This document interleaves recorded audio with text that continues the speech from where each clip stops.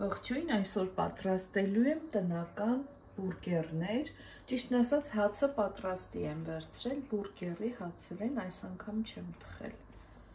Բաղադրիչներից վերցրել եմ 1000-ի թերթիկ, լոլիկ, թթուվարունգ, պանիր, պատրաստելու եմ նաև տավարի աղացած մսով կոտլետներ։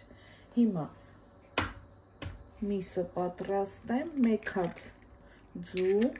որ կպչուն դառնա կոտլետը, մի փոքր սև աղացած պղպեղ և աղ։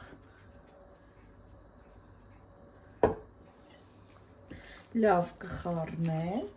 վերցրել եմ ահա նաև այսպիսի ֆորմա, այս չափով կպատրաստեմ կոտլետները և կտապակեմ, ցույց կտամ տապակելուց։ Արդեն երկու կողմից լավ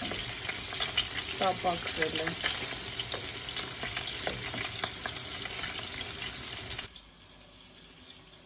Հացը բաժանել եմ երկու մասի,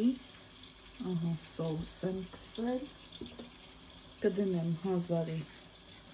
թերթիկներ,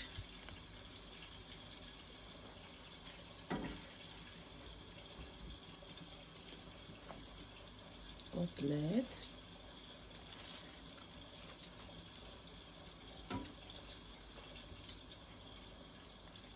պանիրը,